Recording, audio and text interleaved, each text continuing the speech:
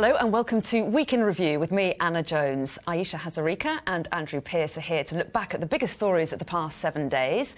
So, what were your top stories then this week? The car crash that was David Cameron's honours list, which was the story that just kept giving and giving. And off the back of that, honours as well for the Labour Party, with Jeremy Corbyn nominating Shami Chakrabarti, and also a very, very difficult hustings for the Labour Party this week, which was more pantomime than political debate. OK, well, more on those and all the other top stories in a second. But first, let's get a taste of what the week was all about. The Bank of England cut interest rates to an historic low of just 0.25% as it tries to keep the economy stable. A woman was killed and 5 others injured by a man armed with a knife in central London. It came on the same day that the Metropolitan Police unveiled its new tactics to deal with terrorism. Dame Lol Goddard became the 3rd chairwoman of the inquiry into child sex abuse to leave the post. The Home Secretary says the review will not be abandoned. There was controversy over David Cameron's choices for his resignation honours following his departure from Number 10.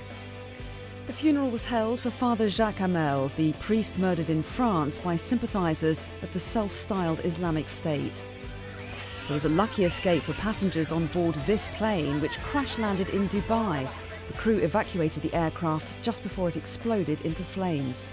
And in Rio, there were scuffles as protesters demonstrated along the route of the Olympic torch as it made its way to the city ahead of the start of the Games.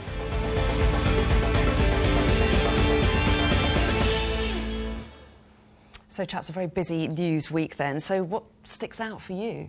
I do think the resignation honours list has been a disaster for David Cameron. His legacy now will be taking us out of the European Union, which I'm thrilled about, of course, but he's not. It cost him his job.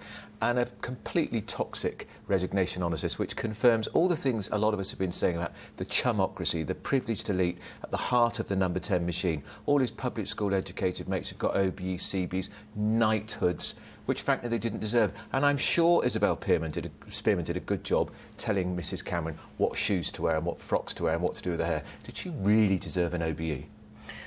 Not the first Prime Minister, of course, to honour some of their friends and allies. Absolutely nice to declare interest. I received an MBE earlier this year for services to politics. But she worked for Harriet Harmer, so she should have had at least a damehood, baroness, or even the freedom of Britain. That's what I think. I love it.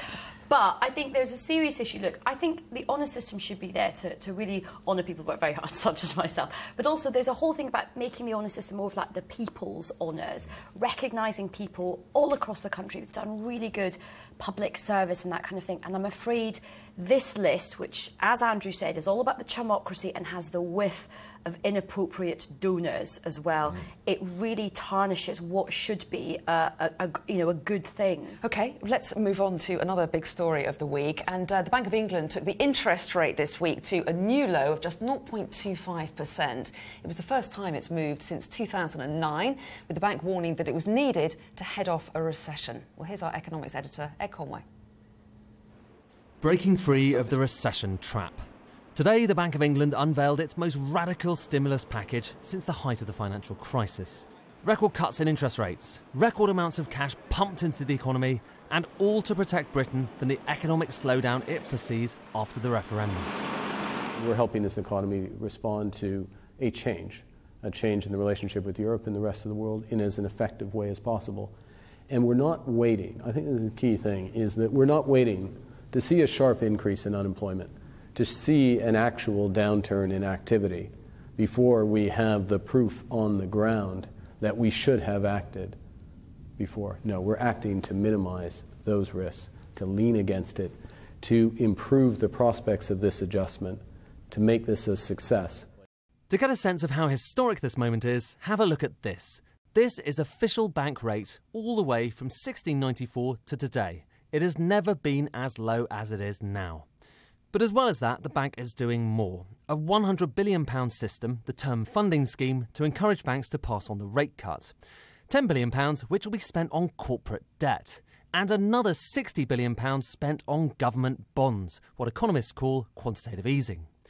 To give you an idea of the scale, that's more than twice the amount of notes and coins sloshing around the country. The bank's plan is to kickstart the economy, speeding up spending and growth in the coming months. That may mean another interest rate cut. in a few months' time. So another cut in the interest rate to a new historic low, plus another package of measures to inject more money into the economy. Necessary, do you think, or an overreaction? I think it is the right thing to do for the Bank of England to make this sort of intervention now, quite soon after the decision to leave the European Union. I don't think it's kind of hysterical, but I think it's a short-term monetary fiscal sort of stimulus, which is important. But the question that everyone is now saying is this going to be matched with what happens at the budget, and people will want a kind of a proper sort of fiscal stimulus from Philip Hammond, because I think people are worried about what's going to happen to the economy post-Brexit. It doesn't mean that we've got to be overly scared or scaremonger, but I think they felt it was the right decision now to make a kind of short-term intervention to sort of get more money into the economy, get people spending more, and I think that's the right thing to do. But is any of this going to be passed on to the consumer? Big question mark. Will the banks and the building societies cut interest rates to the customer? He has brought in a measure to try to... Well, there's no excuse for banks not to. Yeah, but banks have any excuse to ignore and not do the right thing. They're loathed for very good reason. And part of me thinks it's a bit rich for Carney to be talking in this measured way. There's no need to panic about Brexit, when he and the Chancellor of the Exchequer, before the referendum, talked down the economy again and again. So no wonder lots of money left bank accounts and building side accounts because people panicked and put it under the mattress. And yet they have had to slash their growth forecasts, haven't they? Yeah, but they'll be back. In 1 year, it's quite low, but back by the time about 2018, pretty close to where we were before the referendum. But Andrew, there is some financial uncertainty. There was some uncertainty before the decision of Brexit. There will be some uncertainty. I actually think Mark Carney has done quite a good job of just trying to kind of steady the ship a bit. And I actually thought his kind of intervention really, like in the hours after the decision to leave the EU, to say, look, you know, we're going to be here to sort of calm the markets, you know, give a sense of reassurance. I think he's done quite a good job on that. OK, well, let's move on now, and we're going to move on to our Gaff of the Week. Now, do you remember that feeling when you're at school and you forgot to hand in your homework? Never happened to me, of course. Well, perhaps that's how would-be UKIP leader Stephen Wolfe felt when he missed the deadline for his application to take part in the contest.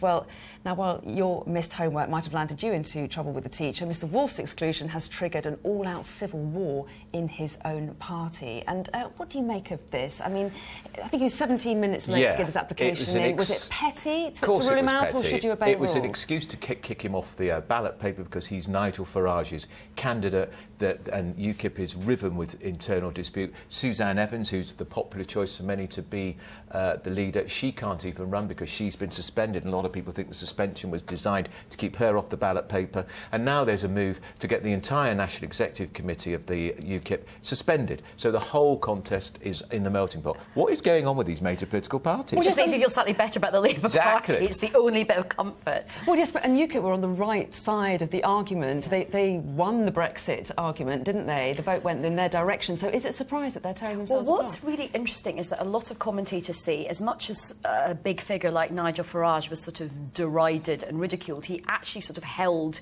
UKIP together in as much of a functional way as that party can exist, and his kind of sudden departure has sort of thrown the party into chaos. But I suspect that UKIP, as we know it, has kind of reached the end of its current existing life, but there will be a new successor to UKIP, because I suspect Aaron Banks will want to continue his project, and he's going to come after those Labour seats in the Northern Heartlands. Well, that was our Gaff of the Week. Don't forget, you can send us in your nominations as well using the hashtag WNR.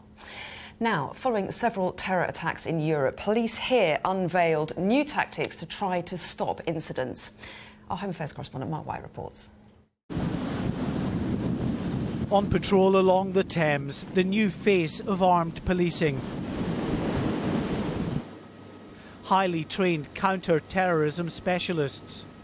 Their capabilities on show for the cameras. But this is more than a slick PR exercise by Scotland Yard. It marks a shift in tactics, placing many more highly visible armed officers at key locations across the capital to counter the growing threat of terrorist attacks. These are the specialist firearms officers who are trained to push forward to confront any attackers head-on. Their equipment is certainly eye-catching.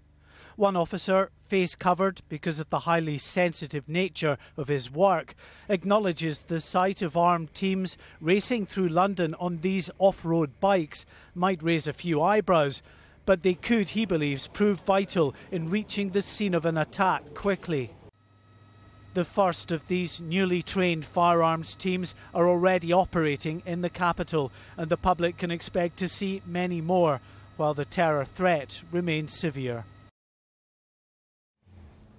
So incredibly dramatic pictures. Do you find them reassuring or a little bit frightening?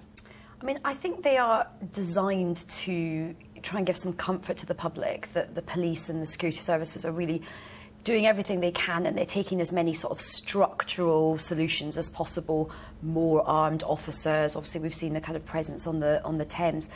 But the truth is, we all know that it's very hard to stop a terrorist attack. It can only just take one person. It doesn't have to be in London. It could be somewhere where we're not expecting it to happen. So it is a hard situation. I think the police and the security services actually do a great job. I think they intercept and foil so many things we never hear about. But the public are worried because we all know something probably is going to happen at some point. Well, yes, and is the point, as you raise it there, that armed police aren't necessarily going to prevent a terror attack. It's intelligence that's really likely to make the real difference. And we're pretty sure that they've done a pretty good job so far, but this is all about PR. It's all about projecting outwards. There are record numbers of people coming to Britain at the moment because the pound is lower, lots of tourists here. So it's not just about the domestic audience here trying to reassure us. These images will be relayed all around the world, and that will be reassuring for people who might think, oh, is London going to be safe because France has been attacked, Germany's been attacked? But at the end of the day, a lunatic with a knife can still... This will make no difference. OK, time now for a quick quiz for you. Now, can you tell me why one piece of medical advice might now be a little long in the tooth? Oh, yes. Oh, Andrew thinks he knows? I do. We'll find out after the break. You always know this stuff.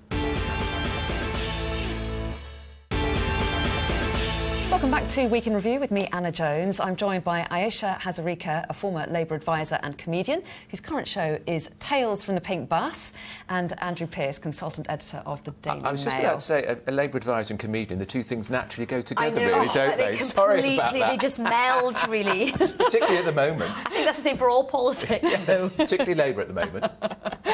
Sorry to be unkind. Oh. It's not a first, is it, Andrew? Let's be honest. I'm just revelling in this, basically. Revelling in it. It's so painful. No wonder Kevin's gone off. Yes. I'm going to drag you back to our quiz, I'm afraid, because for the break we did ask which piece of medical advice might now be a little long in the tooth. Well, so having what just been to the dentist this week, I'm quite cross. Flossing, according to research in America, is no good at getting rid of plaque. Just don't listen, carry on. Well, that's what my hygienist did say. You're absolutely right. It's flossing your teeth. Did you know that? I am so glad to hear it, because I always have massive guilt about my lack of flossing, and I find it really hard to do as well. It's just a complete nightmare. So I feel really that's a very useful piece of health information. Well, yes, it has been the recommendation of dentists for many years, but one leading practitioner has said there's only weak evidence that it works. This is Professor Damien Walmsley from Birmingham University, who says that more studies are needed and people should use interdental brushes to keep their teeth nice and clean. What was that England football manager called who was with the... It's not like you to raise England football manager. He had a lot of food traps. He would definitely have to use dental floss. What was his name? Goran Eriksson? Was it? What was Sven. Sven. I don't know anything about football. He definitely needs to floss. Yes. Sorry about that. Because we're talking gin bars next, which I imagine that you do know something a lot about that. Well, this week, a bar owner took an unusual step to protect the art of conversation. Sky's technology correspondent Tom Cheshire went to meet him. Smartphones tend to distract us from life's great pleasures, and a drink is no exception. But of all the gin joints in all the world, this one has taken extreme measures. Not by banning phones, but by blocking their signal. Outside this bar in Hove, I've got lots of mobile reception, oodles in fact. But as I go in, rather terrifyingly, the bars are starting to vanish. The owner was inspired by a 19th century physicist, Michael Faraday. Faraday cage is a tin box that prevents signals from coming in. It's illegal to block a signal but not stop a signal, so we couldn't put a jammer in. I just wanted people to enjoy their night out in my bar without being interrupted by their phones. So rather than ask them not to use their phones, I stopped their phones working. Still, the law is slightly unclear on blocking phones. Jamming them using electronic devices, which this bar isn't doing, is certainly illegal. But an Ofcom spokesperson told Sky News, unlike jammers, Faraday cages don't proactively cause interference, although they do interfere with mobile reception.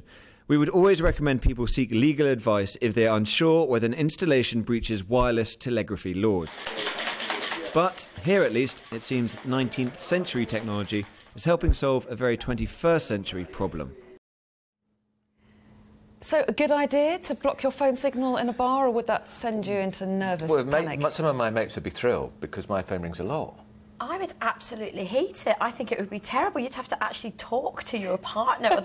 I normally go out for like drinks with my friends and we're all like just on Twitter the whole time, like communicating with each other on Twitter. I mean, it is really bad. And in a relationship, it's called phubbing, isn't it? When you're sort of, you know, on your phone the whole time. But I think people are getting quite sick of their partners and their friends just being like glued to their screen. And there's this whole thing about being in the moment and sort of mindfulness and sort of like really focusing on what you're doing. But I have to say, it would do my head in. I know that bar, actually. It's a very nice bar, and I've been in it before, but I hadn't realised that they'd put that device in there. Are you the reason why they put the device in? No, because I'm quite good, actually. I just put my phone in the back of my pocket, and only if it vibrates do I go outside and listen to it. OK, well, we're going to move on now to the newspapers and your choice of top stories from this week. And, Andrew, we're going to start with you, first of all. And this is about a controversial court decision over a drug, isn't it? Yeah, now, this is the High Court has told the NHS they must prescribe this drug called PrEP, P-R-E-P. This is to stop people getting HIV. You have to take it every day, and it costs £5,000 a year. But the NHS is aghast, and I share their horror, because this is going to put at risk 13 other treatments, such as drugs for children with cystic fibrosis to help them breathe. And I'd say children with cystic fibrosis, pensioners with cataracts, their treatments will be affected too. They don't have a lifestyle choice here. There's no option if you're losing your sight. But this drug is primarily aimed at gay men to stop them getting HIV. There's a simple way to stop getting HIV. Practice safe sex, and condoms are provided free on the NHS. You do not need to do this. We do not need to indulge the gay community anymore. I speak as a gay man. It outrages me we're going down this route. See, I've got a different view. I think it's really important for the NHS to keep looking to sort of pioneer new drugs, and you always, I mean, there's always finite resources in the NHS. That is the kind of politics and the economics of the NHS, and you can always say, look, in the sliding scale of who is the most deserving. But I think it is really important, if there is a new drug out there, to allow people to have the chance to use it. And actually, often over time, these costs do go down as well from the drug companies. Tell that to the older person who cannot have their cataract operation and then is restricted to their home. Sometimes NHS have told people, so we haven't got enough money, we're having to ration it, wear dark glasses. It's insulting when people have been paying into the system. When gays do have a lifestyle choice, they don't need to take this drug. What if they forget to take it anyway? So that's £5,000 down the drain. Just be careful, and don't expect the NHS to pick up the bill for your sexual gratification. OK, let's move on, Ayesha, to your first newspaper choice of the week. I think it's Donald Trump making headlines once again. Once again, every week we're like, are we going to have another week dominated by a man who looks like a what's-it? Yes, we are, actually. So, President Obama has made a big intervention and has said that he does believe that Donald Trump is just completely unfit to hold the office of President of the United States. It's largely driven by the attacks he has made on the parents of a Muslim soldier who was killed, and he launched a massive attack on them. And it's interesting, we were just having this discussion about, you know, are the wheels coming off the kind of Trump juggernaut? And I have to say, I don't think they are. And on the specific about this couple, they stood before the Democratic Convention. They talked about their son who died in Afghanistan or Iraq it was. And Trump pointed out that the mother never said anything, and he said that's because she can't, because she's a Muslim. Now, he of course, suggested that, didn't he? Yeah. it. Now, of course, the family say, no, it's because she was too distraught, but he's cleverly tapped into the view that a lot of people will say, I bet that's why, because, of course, a lot of Muslim women are expected to stand back, can't go in the same entrance of the mosque as the man, and he knows a lot of people out in the great unwashed, not in the chattering class Washington political belt, will agree with what he said. OK, let's move on, Ayesha, to your newspaper, your second story that you've picked out. about a tower in Brighton. So this is a very big tower in Brighton. Lots of people are annoyed about because they think it's not very pretty. It sort of I think it looks like a really massive futuristic sort of Stana stairlift kind of thing. It's like a big thing with donut on a stick. It's a donut on a stick, kind of moves up quite slowly, and you're meant to get these beautiful panoramic views of Brighton, but people are very cross about it. They absolutely hate it. I kind of imagine probably once you get up there, it's probably quite fun, and everyone quite likes going on the London Eye and seeing things from a height, but the locals are not very happy with it. No, and I've got great friends there, and it's slap bang in the middle of the promenade. Nobody remembers being consulted about it. It's 528 feet high, and if you're in some of those fantastic Regency properties behind it, it completely ruins the vista. A lot of people said they hated buildings they now end up loving, so you never know. Public opinion might change. Maybe. Who knows? OK, we're going to move on now. Thanks for taking us through your newspaper choices. What about your ups and downs then? And we're going to start off, Andrew, with you. Who's your... Well, this is a heartwarming story about the lottery. So the Davis family, Mum is in America getting treatment for what she thinks is cancer. She gets the all clear. She rings her daughter back home and says, I feel good about this. Buy a lottery ticket. They bought a lottery ticket, £61 million winner. What a great, cheerful story. And the ex-boyfriend of the daughter is quoted in the paper saying, they only broke up, Rita, saying, I really wish them well. Really? Really? I bet he's going to try and get back with her pronto, basically. £61 million. A lot of money. That's a lot of money. Any thoughts? What would you do with it? Well, I'd have fun spending it. Oh, yeah, definitely. Have such quite a nice party. time. You can come. I would do like a fiscal stimulus for all the gin bars and like the high streets and do a lot of shopping, basically.